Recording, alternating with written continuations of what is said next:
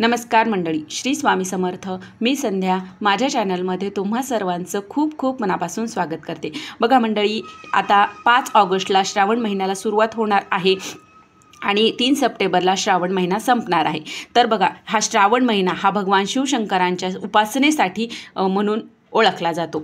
तर बघा, या श्रावण महिन्यामध्ये रुद्राभिषेक करणं ही भगवान शिवशंकरांची अति उच्च कोटीची सेवा मानली जाते. श्रावणात आपण दर दिवशी रुद्राभिषेक करायलाच हवा. पण बघा, आता प्रत्येकाला शक्य होत नाही, कारण रुद्राभिषेक करायला 1-1.5 तास तरी लागतो. तर तुम्ही कमीत कमी सोमवारी तरी आपल्याला हा रुद्राभिषेक आपल्या घरामध्ये असलेले जे शिवलिंग आहे त्याच्यावर आपल्याला करायचा आहे. तर आता हा रुद्राभिषेक कसा करायचा, कोणी करायचा, याचं महत्त्व काय आहे, हा रुद्राभिषेक करण्याची योग्य पद्धत काय आहे, रुद्राभिषेक करत असताना आपण कोणते मंत्र स्तोत्र पठण करायचे आहेत, याची सविस्तर माहिती आज आपण या व्हिडिओमध्ये घेणार आहोत. त्यामुळे व्हिडिओ अगदी शेवटपर्यंत पहा आणि जर तुम्ही माझ्या चॅनलवरती नवीन असाल तर चॅनलला सबस्क्राईब करा.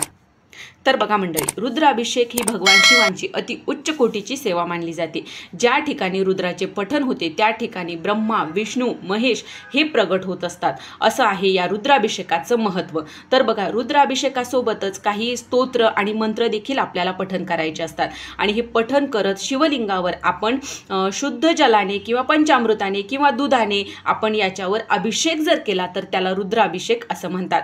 तर बघा, आता हा रुद्राभिषेक कोण करू शकतं, तर बघा, प्रत्येक जण आपल्या घरातला हा रुद्राभिषेक करू शकता, लहान मुलांपासून ते मोठ्यांपर्यंत. पण लहान मुलांना पठण करायला किंवा एवढा वेळ ते बसत नाहीत, तर जी शाळेत शिकणारी, कॉलेजमध्ये शिकणारी जी मुलं आहेत त्यांनी तर अवश्य याचं पठण करायला हवं. त्याचबरोबर घरातील पुरुष मंडळी, स्त्री असो, प्रत्येकजण हा रुद्राभिषेक करू शकतं. त्यामध्ये बघा, अभिषेक करत असताना आपल्याला शक्य झाल्यास पांढरे वस्त्र आपल्याला परिधान करायचे आहे.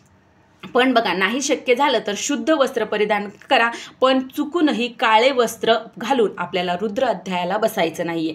त्यानंतर बघा, आता बघा, हा रुद्राभिषेक आपण का करायला हवा, या रुद्राध्यायाने आपल्या ज्यावेळेस आपण पठण करतो त्यावेळेस आपल्या घरातील अडचणी दूर होतात. आपल्या घरामध्ये ज्या काही आर्थिक जरी अडचणी असतील तर त्यासुद्धा दूर होतात. आपल्या कुंडलीमधले दोष नाहीसे होतात. या अभिषेकाने आपल्याला उत्तम, निरोगी आणि विद्वान संतती लाभत असते. घरात बघा, जर कोणी व्यसन करत असेल तर त्यांचे व्यसन सुटण्यास मदत होते.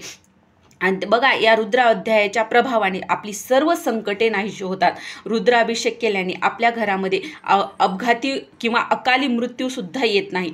जर कोणाला नजर दोष, करणी बाधा असे काही होत असेल तर ते सुद्धा होत नाहीत. नोकरीत, व्यवसायात आपल्या घराची, मुलांची भरभरून प्रगती होत असते. बघा, आपल्या घरामध्ये लहान मुलं आहेत, जर चिडचिडपणा, हट्टीपणा करत असतील, कोणी जर खूप मोठ्या प्रमाणात व्यसन करत असेल तर त्यांना या रुद्राध्यायाचं जर तुम्ही तीर्थ दिलं तर त्यांच्यामध्ये तुम्हाला या महिनाभरातच तुम्हाला लगेच त्यांच्यामध्ये फरक जाणवेल. इतकं प्रभावी हे रुद्र अध्यायाचं तीर्थ असतं.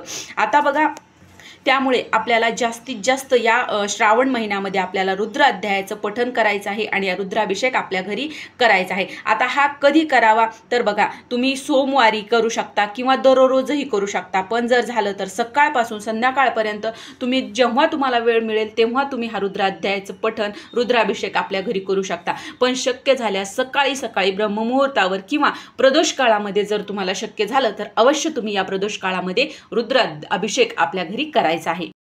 तर बघा, आता हा रुद्राभिषेक कसा करायचा आणि यामध्ये आपल्याला कोणते कोणते मंत्र, स्तोत्र पठण करायचे आहेत हे जाणून घेऊया. बघा, सर्वात अगोदर आपल्या देवघरामध्ये असलेली शिवलिंगाची मूर्ती आहे. शिवलिंग असतंच आपल्या देवघरामध्ये, तर ते शिवलिंग घ्यायचं आहे. त्या अगोदर आता बघा, जर तुम्ही दररोज हा अभिषेक करणार असाल तर तुम्ही अशी मांडणी मी जी दाखवली आहे ती मांडणी तुम्ही नाही केली तरी चालेल. पण सोमवारी जर तुम्ही फक्त सोमवारी करत असाल तर अवश्य अशी मांडणी करा. यासाठी आपल्याला काय करायचं आहे, बघा, सर्वात अगोदर आपल्याला पाट किंवा चौरंग घ्यायचा, त्यावर पांढरे वस्त्र टाकायचे आहे. त्यावर जर तुमच्याकडे महादेव पार्वतीचा असा फोटो असेल तर फोटो ठेवा आणि नसेल तर नाही ठेवला तरीही चालेल.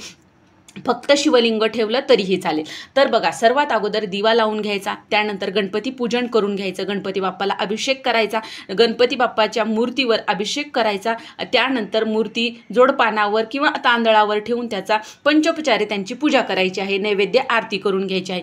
तर बघा, आता तुम्हाला जर गणपती बाप्पा नसतील ठेवायचे, तुम्ही सुपारी घेतली तरीही चालतील. त्यानंतर महादेवाची पिंड आहे तर ते शिवलिंग आपल्याला ताम्हणामध्ये घ्यायचं आहे.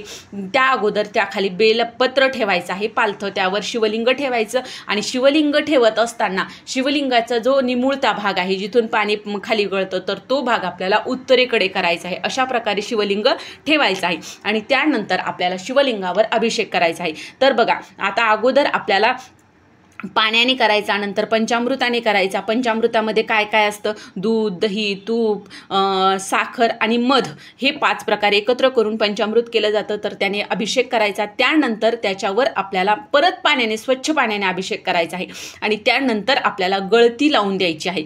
गळती लावून दिल्याच्या नंतर बघा, जर तुमच्याकडे गळती असेल तर गळती लावून द्या, जर गळती नसेल तर तुम्ही चमच्याने पाणी घातलं तरीही चालेल. आणि हे पाणी घालत असताना आता आपल्याला हे पठण करायचं आहे. आता त्यामध्ये काय काय पठण करायचं आहे सविस्तर जाणून घेऊया. बघा आता मी वरती स्क्रीनवरती तुम्हाला दिसत असेल, तुम्ही ते लिहून घ्या किंवा त्याचा स्क्रीनशॉटसुद्धा काढून घेऊ शकता.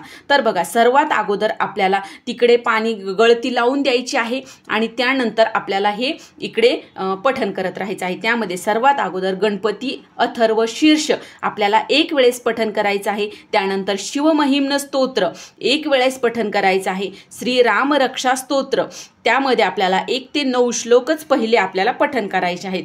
त्यानंतर श्री रुद्र अध्याय चमक आणि नमक सहित आपल्याला पठण करायचं आहे. आता यामध्ये बघा संस्कृतमध्ये सुद्धा आहे श्री रुद्र अध्याय आणि मराठीमध्ये तुम्हाला जो शक्य होईल तो तुम्ही पठण करायचा आहे.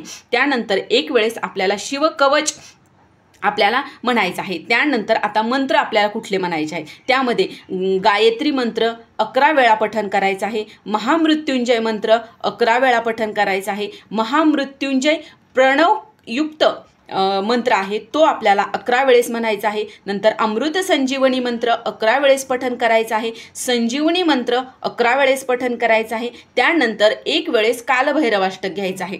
हे म्हटल्याच्या नंतर महादेवाची पिंड आपल्याला बाहेर काढायची आहे, ती स्वच्छ पुसून घ्यायची आहे. नंतर आपल्याला चौरंगावर खाली तांदूळ किंवा बेलपत्र ठेवून त्याच्यावर पिंड ठेवायची आहे. पिंडीची आपल्याला विधिवत पूजन करायचं आहे. पिंडीला तुम्हाला अक्षदा अर्पण करायचे आहे, भस्म अर्पण करायचे आहे. पण लक्षात ठेवा चुकूनही पिंडीला हळद कुंकू अर्पण करू नका.